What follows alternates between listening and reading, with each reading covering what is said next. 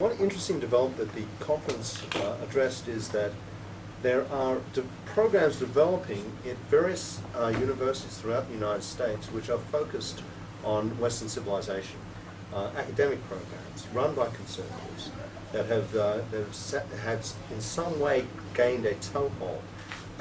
We had Patrick Deneen from Georgetown University. We had Christian Kopp from Boulder, University of Colorado at Boulder, and we had Dan Lowenstein from UCLA. All have seeded these new programs that are focused on Western civilization, and they're finding there's enormous hunger on campus for them.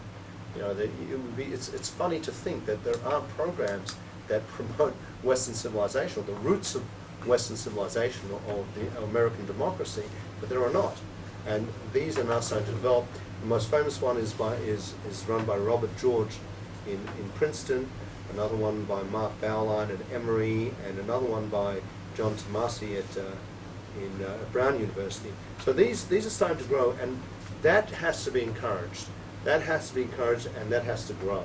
And I think there's potential for it because there are funders who are willing to put money into it. So that's one thing. The second question you asked is also very interesting. It was a very interesting debate at the conference itself about stakeholders. Who are the stakeholders in the university, and how can they be influenced? And my argument was that we have to go to the federal and state legislators to try and influence them to pass legislation to reinforce academic freedom. And David Horowitz has been working in this area for 20 years, said that that's pointless, because he's tried it and it doesn't work. He says that you have to go to the alumni of the universities, and you have to go to the parents of students at university, because they're the major stakeholders. They're the ones who actually provide funding, major funding for the universities. He says if you can get to them, then you can have an influence. So that was one of the central debates of the second day of the conference. If those of you saw the conference agenda, we had a second day focus on activism. So it's a very good question. It's a continuing debate. Now to your justice, right? Your question about liberals and radicals. You know, there's a very famous aphorism spoken by Winston Churchill. He said that if you're not a radical when you're a young man, then you have no heart. If you're not a conservative when you're in middle age, then you have no brains. And I think that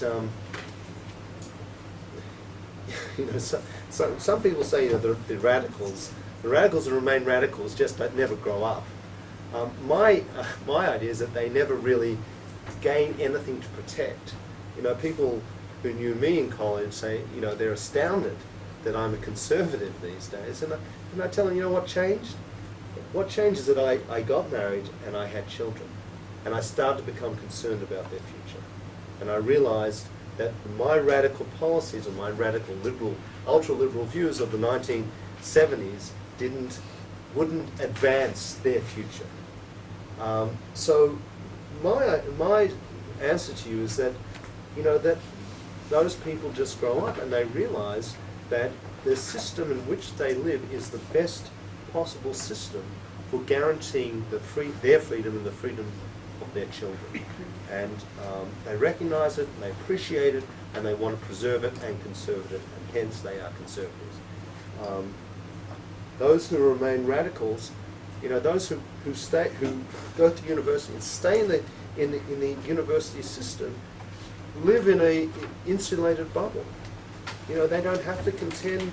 You know, they've got a support network for their views and their policies and ideas, and so they stay very much entrenched in that world. That's my theory. So, you know, I'm not quite sure. Your second question: the election in the United States. Well, I don't think we know enough about Barack Obama to be quite honest with you. Really, I don't know enough about any of his policies, let alone his policies towards academic freedom and the issues of the collapse of Europe, of Islamization of Europe. I don't think we don't know anything. John McCain, we have a much surer idea. I think John McCain has a very concrete worldview, understands the threat of Islamic extremism, although I don't know if he understands that it is Islam that is the problem, and not necessarily Islamic extremists.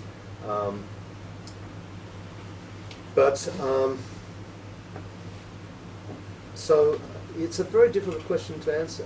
I would hope that Obama would have a broad enough worldview to understand that the capitalist system that we live within in the United States has to be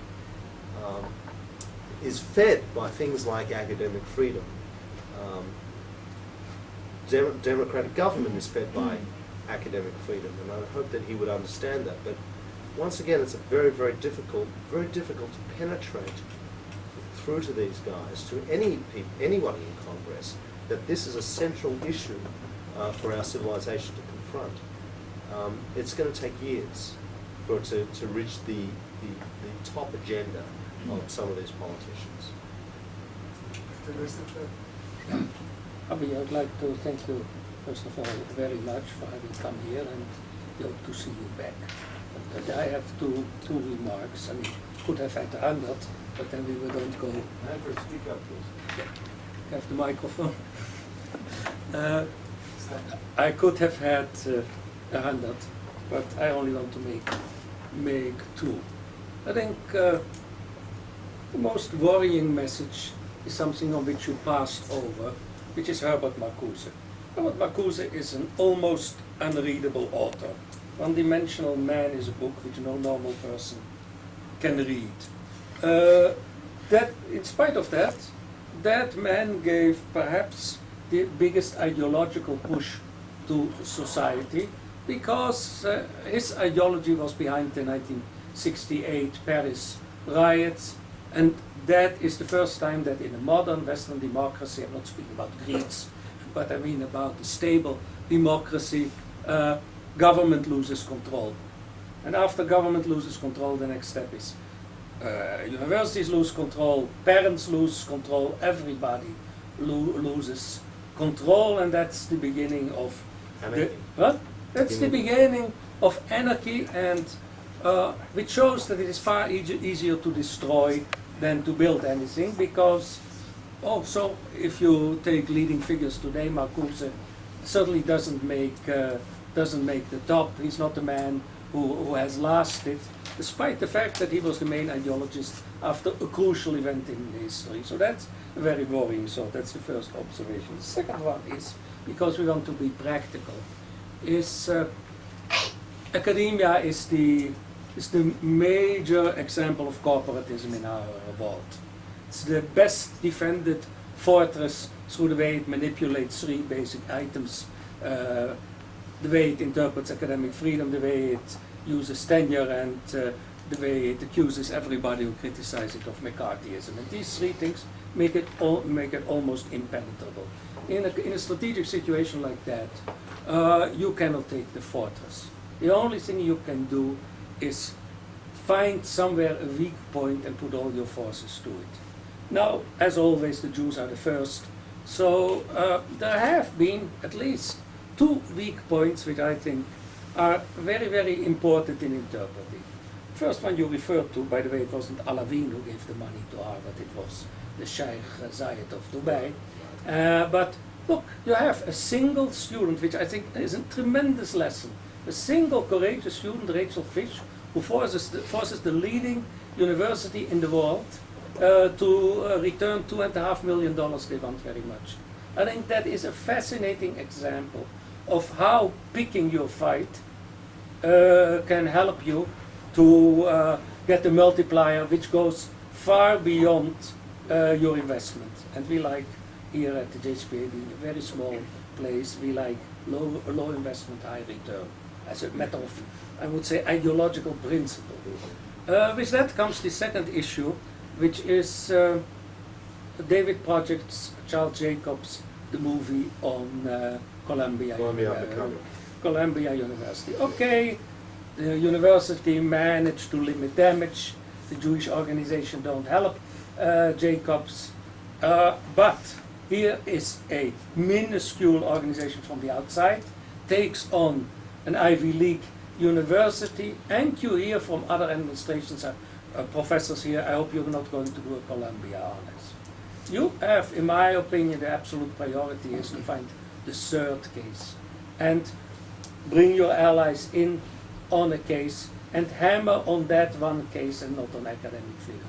I have said that for years now. If you can bring down one provost or one president of a university, you frighten 1,000 others.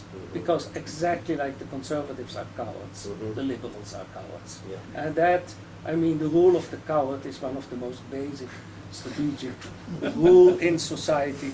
Most people in politics, business, and academics, three fields where I have given more thought to, are cowards. Journalism is a force. So once you hit one, you can do a lot. It's a domino effect. And that is really what my two reactions are. And thanks a lot, and we hope to see you soon again. Thank you very much. Thank you very much. In the last 5-7 minutes.